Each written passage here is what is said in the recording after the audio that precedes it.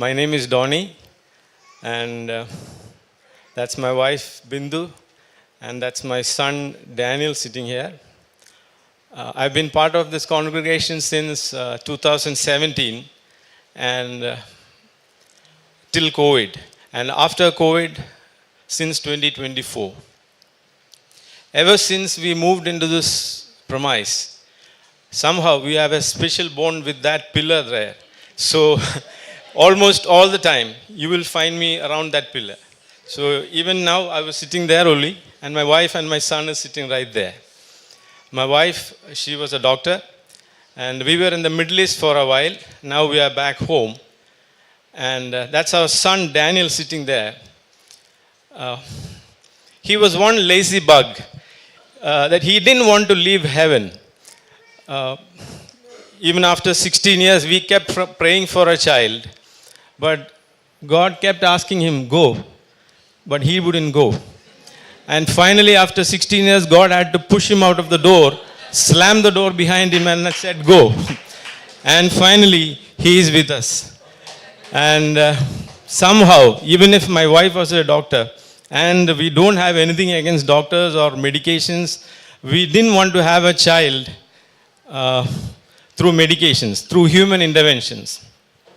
So we kept asking God, Lord, if you are giving us a child, let it come straight from you. And finally, he did it just like that. We didn't have to take any medication, go for any kind of treatments. He just gave him into our, around 13 years afterwards, he told us, yes, you're going to have a son, and his name is going to be Daniel. Still, I think there was a wrestle going between him and God. It took 3 more years for him to come. And finally, he is with us now here. So now I think that's pretty much about me, us in a nutshell. Now let me get to what I have in my heart to share with you. As I stand before you today morning, I have got something in my mind which is very familiar to all of us. But at the same time, it is not something very fun to talk about. It is not something it is the least favorite of our topics, especially to hear on a Sunday morning. Yes, I want to talk about hardships, struggles, sufferings. And I'm sure there will not be even one of us amongst us who has not gone through sufferings of one way or the other.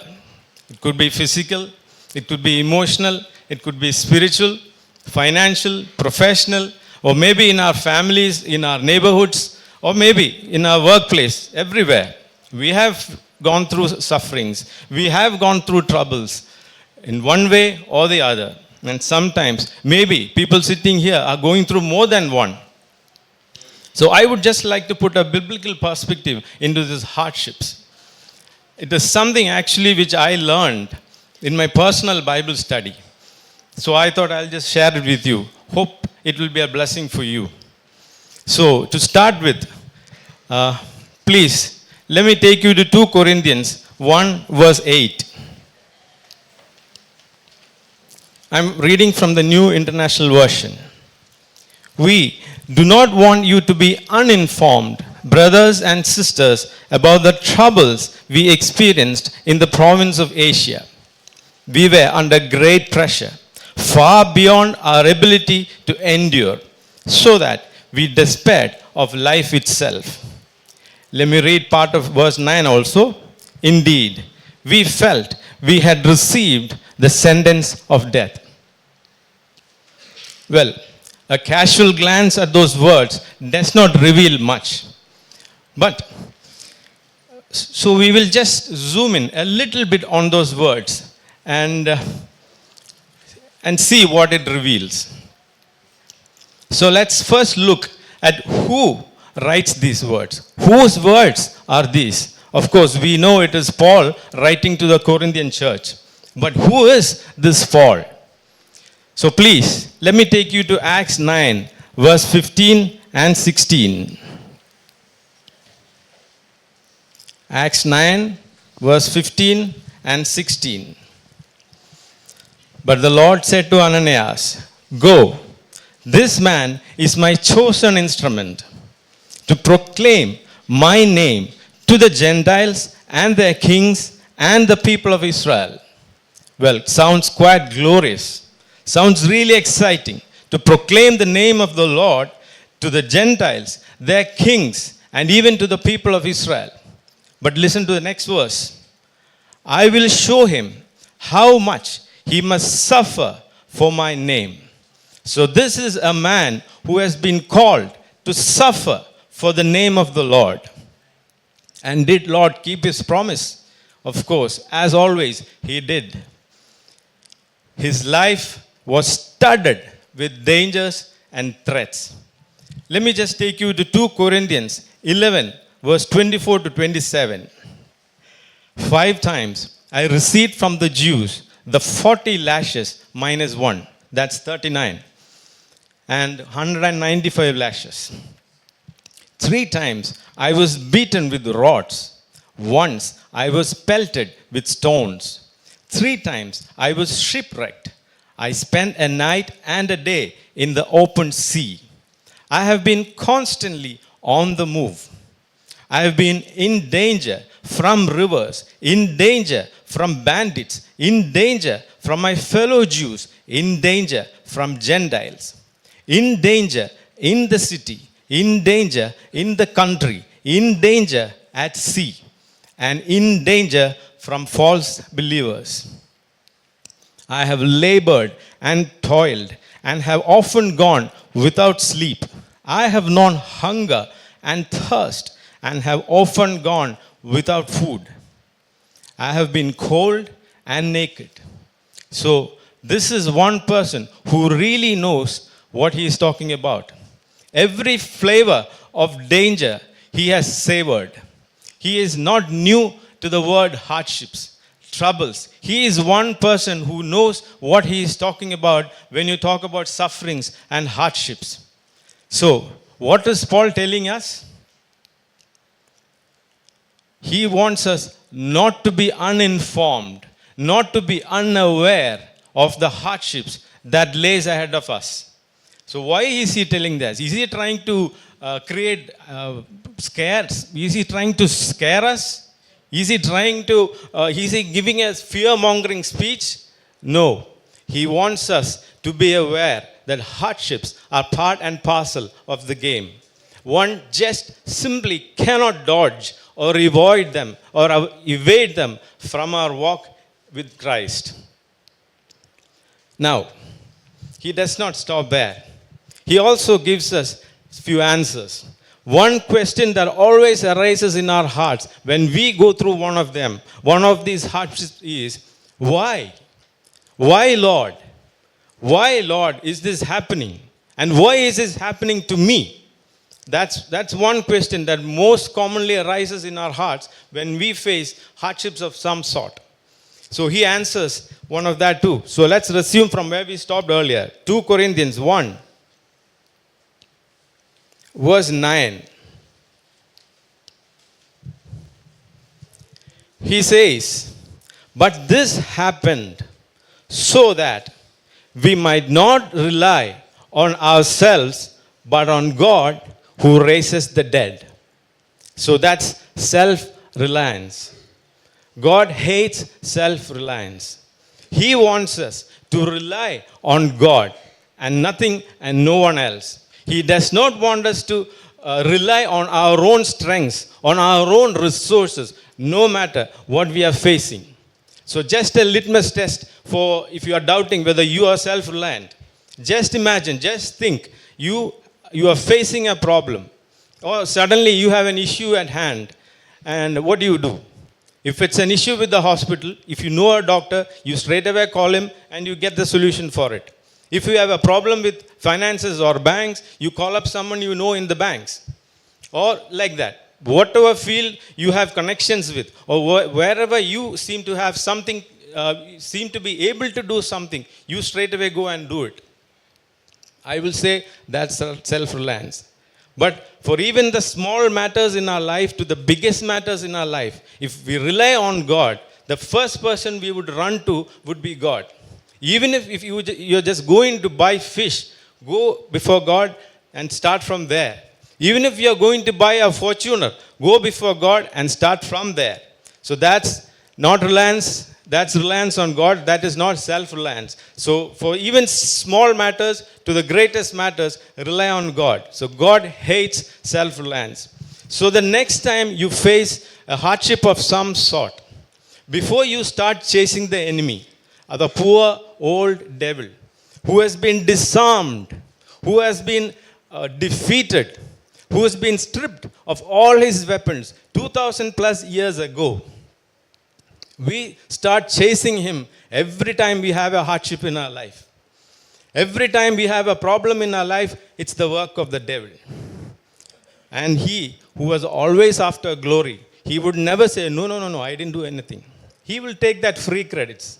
But before you do that, before you start looking around for people who created these problems in my life, who put these hardships in my life, ask yourself, look deep inside you, and just sit with God and ask, God, where did I rely on myself?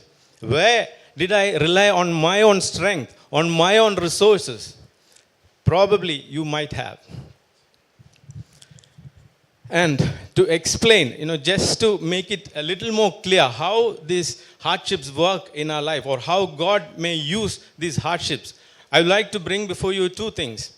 Very simple, common things which we encounter in our daily life, but sometimes we may not notice them. We may not know them by name.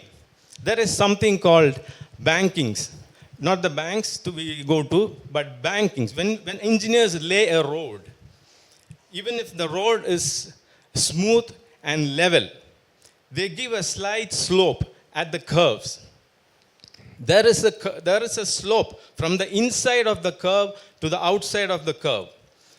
When we look at from the outside, when a layman looks at it, maybe we think, okay, that's a mistake in its design. But no, they have been put there intentionally, calculatively. Even the angle of that slope is calculated. Why are these bankings put there? Because when a person driving his vehicle through that curve, he should not be thrown around that curve. So it is calculated and put there. That is called bankings. And there is something else called speed breakers. That also we find on the roads. There are portions on roads where there are dangers lying ahead of us if we speed through those areas. So what they do is, ahead of such portions, they put speed breakers so that before we reach those areas, we will reduce those speeds and we'll be careful. So these bankings and these speed breakers are put there intentionally. They are put there to protect us, to safeguard us from rolling over the curves or speeding ourselves into danger. So these hardships are kind of work like that. The hardships God uses. Before, I think I cannot say with 100% certainty that God puts these hardships in our lives, because I know the theologians may like to have a grab at my throat if I say that. But I can say with real convincing 100% clarity that God allows these in our lives. Whether He puts there or not, I don't know, but God allows these. Where do I know that from? From Job. The book of Job, 1 verse 12 and 2 verse 6. You don't have to turn it there. I think everybody knows it. It is very clear from those scriptures that God allowed Satan to attack Job. Even when God Himself validates that he was the most upright and blameless man on earth, still he was allowed by God to attack Job. So God does allow these kind of sufferings, these kind of hardships for a good purpose. Probably to discipline us, probably to chastise us. So when we face such occasions, we better need to ask ourselves, have we gone away from God some way? And definitely, God will help you, God will answer you. And like earlier, here, I would like to bring your focus back to Paul once again. Who is this Paul who wrote all these things? It is the very same Paul who was raised up to the third heavens. It is the very same Paul who had an abundance of revelations to the extent he had to be chained down with a thorn in his flesh. It is the very same Paul whose deeds still raise our hairs all over. It is the very same Paul who wrote half the literature of our New Testament. So if this very same Paul had reliance on himself, if he himself had to be leashed down by God, how much more, people of God, do we need to be rained down? So don't think God is trying to be a master, or he's a hard-hearted master. No. He is only trying to discipline you. He is trying to just pull you back when you are going off the track. Now, why would God allow all this? Why would God make all his effort? Why would God put all the trouble for this? Simply because you and I are far too valuable in his eyes. Matthew 10, verse 29 to 31 says, 2 sparrows are sold for a penny, yet God cares for them. How much more would he care for us? How much more valuable in his eyes are we? We have been bought with the precious blood of his Son. Acts 20, verse 28. So we are precious in the eyes of the Lord. We are the apple of his eyes. That's why he cannot take us lightly. He will not take us loosely. That's why he will take all the trouble to leash you down when you go out of the track, when you slip out of his grace, when you fall out of his love or his presence. So that's how hardships work in our lives, I believe. And one thing I want to really comfort you with is, even when God allows these hardships in our lives, he is not just letting go of us. From the book of Job itself, it is clear. He does not just allow Satan to do whatever he wants. He allows him to do only what God allows him to do. And also to the extent, to the limits, within the limits that God allows him. Otherwise, not even an inch ahead of that. And 1 Corinthians 10 verse 13 says, God will not tempt you beyond what you are able to endure. So, take heart, people. Next time when you face a hardship in your life, please do not be discouraged. Please do not fret. It is simply your Father in heaven who loves you the most, even more than his own Son. He is just trying to pull you back. When you are trying to slip out of his presence, he is only trying to pull you back into his presence because you were slipping out somehow. Maybe we did not even realize it, but he realized it. So just take heart and do not be discouraged. Do not fret. He is in control. He is at the helm of your ship even when these hardships occur in your life. So I believe I might have been able to put a new perspective into how you view hardships when they occur in your lives ever again. So let me just pray a little prayer. Father Lord, everything that you spoke through me, let them all sink into the hearts of your children. Let them touch them, move them, and transform them. Let them be blessed and let them be enriched, Lord. In the name of Jesus Christ, I pray this. If today's sermon has blessed you and you would like to stay connected with our community and receive more inspiring messages, I invite you to subscribe to our channel. By subscribing, you'll get access to latest sermons, Bible studies, and many more uplifting content. Let's stay connected and continue growing in our faith together. Subscribe now and join a community of believers seeking to deepen the relationship with God. May God bless you.